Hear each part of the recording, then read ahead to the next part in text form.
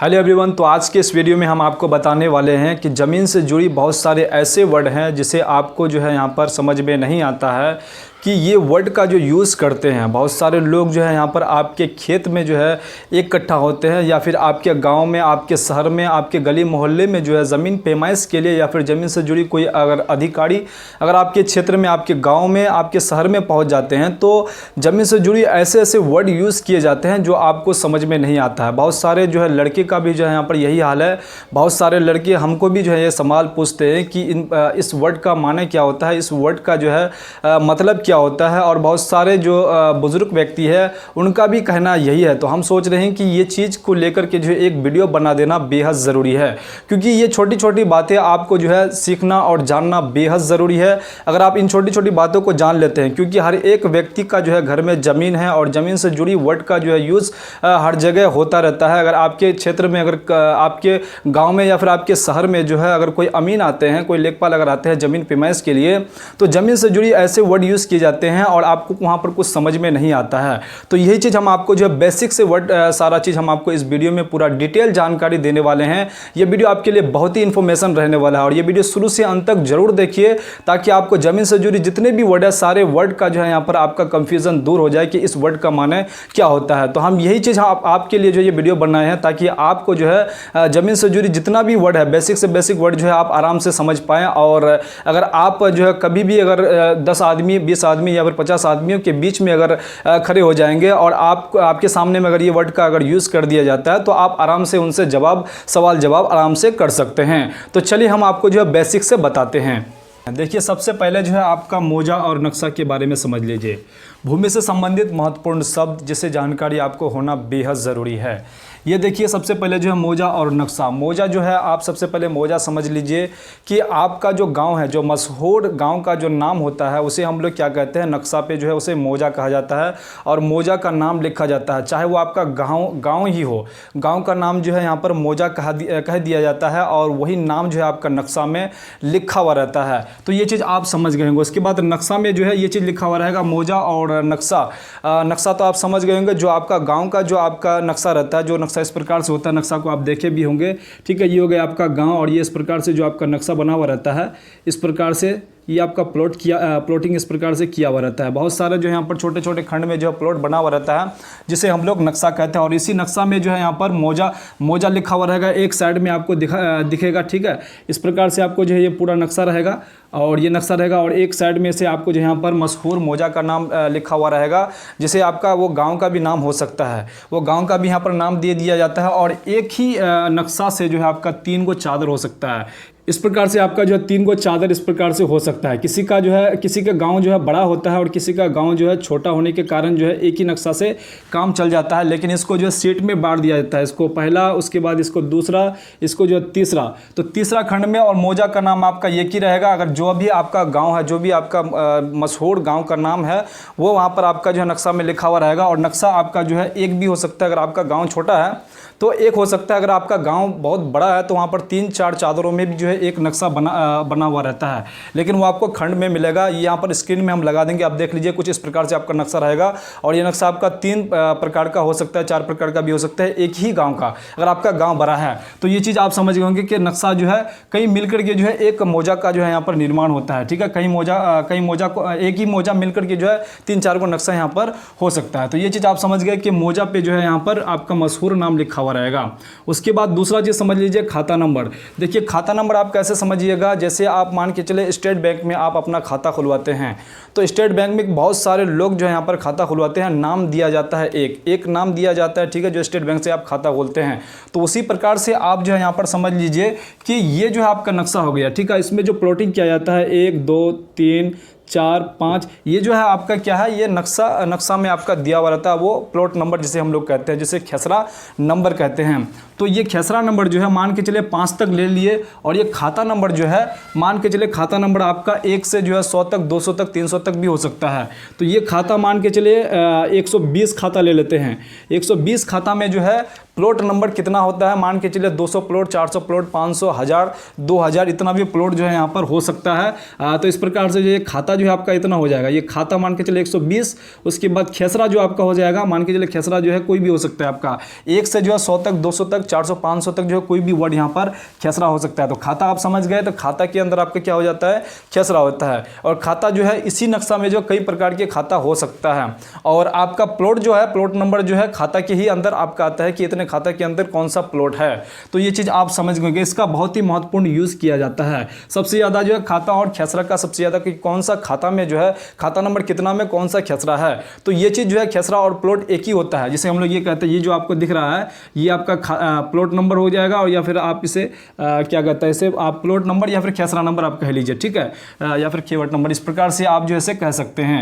तो ये खाता नंबर और खेसरा नंबर आप समझ गए होंगे बिल्कुल बारीकी से। उसके बाद आपका जो है यहाँ पर खेसरा नंबर प्लॉट, जिसे हम लोग कहते हैं खेसरा नंबर, इसी को ही जो है खेसरा नंबर और प्लॉट नंबर कहा जाता है। तो ये चीज़ आप समझ गए होंगे। उसके बाद रकबा जो है, रकबा आप समझ लीजिए कि जो आप ज़मीन का जो आप पूरा एरिया का जो उठाते हैं, मान के चलिए आपका जो है ज़मीन जो है इस प्रकार से है, यहाँ पर देख सकते हैं आप, ज़मीन आपका कुछ इस प्रकार से है, और इसका एरिया जो है आप निकालते हैं, इसका एरिया जो निकालते हैं इसी को हम लोग क्या कहते हैं, यहाँ पर रकबा कहा जाता है। कुल ज़मीन यहाँ पर टोटल जो है चारों जो यहाँ पर जो चारों कोना है, इसको पैमाइश करके जितना ज़मीन आता है, जितना क्षेत्रफल आता है, जितना स्क्वायर फीट आता है, उसे हम लोग क्या कहते हैं, रकबा कहते हैं। इसमें आपका ज़मीन से जुड़ी जो है भी जब भी आपका जैसे कोई भी काम होगा तो वहाँ पर यही चीज़ यूज़ किया जाएगा कि रकबा जो है कितना है, इस प्लॉट का जो है रकबा कितना है। तो ये चीज़ आप समझ गए होंगे कि कभी भी अगर आपका ये वर्ड यूज़ किया जाएगा तो रकबा क्या है, तो आप बिल्कुल आसानी से समझ जाएंगे कि इसका मतलब होता है, ये आपका रकबा का मतलब होता है कि कुल ज़मीन का यहाँ पर क्षेत्रफल मांगा जा रहा है। तो उसके बाद जो है यहाँ पर रकबा के बारे में समझ गए। उसके बाद महत्वपूर्ण दस्तावेजों के बारे में समझ लेते हैं। देखिए दस्तावेज, पहला दस्तावेज जो है आपका पहला दस्तावेज जो आपका सेल डीड होता है, वो खरीद बिक्री का। जब भी आप कोई भी ज़मीन खरीद बिक्री करते हैं, जब भी आप मान के चलिए कोई ज़मीन अगर खरीदते हैं, आप ही अगर कभी अगर ज़मीन खरीद देते हैं, तो वो क्या होता है, उसमें सेल डीड, जिसे हम लोग क्या वाला कहते हैं, सेल डीड का तैयार होता है, जिसे हम लोग इंग्लिश में सेल डीड कहते हैं या फिर बैनामा आप कह सकते हैं, और इसे जो है क्या वाला भी कहा जाता है। तो आपका क्या वाला तैयार होता है। अगर आप कोई किसी को ज़मीन बेचते हैं तो उस वक्त भी क्या वाला तैयार होता है। अगर आप किसी का ज़मीन खरीदते हैं तो उस वक्त क्या होता है, वो क्या वाला तैयार होता है, जिसे हम लोग सेल डीड कहते हैं। तो इसके बारे में आप जान गए होंगे। उसके बाद जो यहाँ पर ये जान लेते हैं कि खतियान जो है क्या है। देखिए खतियान जो आपके पूर्वजों की जो ज़मीन है, जब सबसे पहले जो है यहाँ पर सर्वे हुआ था, 100 साल पहले जो सर्वे हुआ था, उस वक्त जो है यहाँ पर क्या हुआ था, खतियान तैयार हुआ था। तो खतियान क्या है कि उसी वक्त से जो है जिन लोगों के नाम से ज़मीन चलते आ रहे हैं, उस प्रकार की ज़मीन को क्या कहा जाता है कि खतियानी ज़मीन। और वो खतियान जो है आपका खतियान जो कुछ इस प्रकार से देखने को मिलेगा, और ख्यावाला जो है आपका कुछ इस प्रकार से आपको देखने को मिलेगा। यहाँ पर स्क्रीन में दिख रहा होगा, आप देख लीजिए। तो ये चीज़ जो है यहाँ पर आपका खतियान में जो है पूरा यहाँ पर बायोडाटा आपका जो है पूरा लिखा हुआ रहता है कि कितने व्यक्तियों के नाम से ज़मीन है, खाता, खेसरा, कितना रकबा है, कितना खेसरा है, सारा चीज़ जो है वहाँ पर आपका खतियान में आपको देखने को मिलेगा। तो खतियान आप समझ गए। पहले सबसे पहला जो है आपका खतियान तैयार होता है जब भी सर्वे होता है, तो उस वक्त क्या होता है कि खतियान तैयार होता है। अगर आप कभी भी ज़मीन खरीद बिक्री करते हैं तो उस वक्त क्या तैयार होता है, उस वक्त आपका सेल डीड यहाँ पर आपका क्या वाला तैयार होता है। जैसे अभी बिहार में सर्वे चल रहे हैं, तो अभी जो है जितने भी व्यक्ति का जितना भी उसका सेल डीड है या फिर क्या वाला है या फिर खतियानी ज़मीन है, तो सभी के नाम से जो है अब क्या होता है, सभी के नाम से खतियान बन के जो है अभी आता है। जो अभी से खतियान बन के आएगा, फिर जब फिर 100 साल फिर 150 साल बाद अगर मान के चले अगर सर्वे होता है, तो उस वक्त जो है अभी से जो जाएगा उस वक्त फिर क्या कहा जाएगा कि ये खतियानी ज़मीन है, क्योंकि अभी आपके नाम से खतियान बन गया है। उसके बाद आपका जितना भी पीढ़ी आएंगे तो वो कहेंगे कि ये खतियानी ज़मीन है, चाहे वो आपका सेल डीड वाला अभी ज़मीन हो, वो भी खतियान में ही बदल जाएगा। तो ये चीज़ आप समझ गए होंगे, क्या वाला के बारे में और खतियान के बारे में आप आराम से समझ गए होंगे। उसके बाद दान पत्र एक आपका क्या होता है, दस्तावेज होता है। दान पत्र वाला भी ज़मीन होता है, ये आपका तो क्या वाला ज़मीन होता है, ये खतियानी ज़मीन तो आप समझ गए। उसके बाद दान पत्र जो ज़मीन होता है, अगर मान के चले आपने किसी को जो आपका ज़मीन है, चाहे वो सेल डीड वाला हो चाहे वो खतियानी हो, किसी को दान पत्र कर दिए हैं, किसी को क्या कर दिए हैं, दान पत्र लिख दिए हैं, तो वो एक दस्तावेज अलग हो जाता है। उसका नाम जो रखा जाता है कि वो ये दान वाला ज़मीन है, जिसका नाम रखा गया है दान पत्र।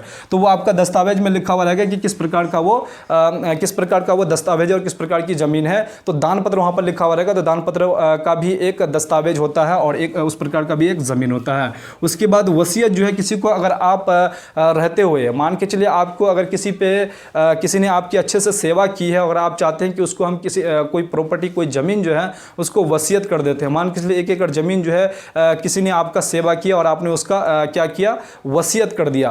तो एक उस प्रकार की भी ज़मीन का जो है यहाँ पर एक डॉक्यूमेंट जो बनता है, ये वसीयत वसीयत डॉक्यूमेंट बनता है जिसको जानकारी आपको होना चाहिए।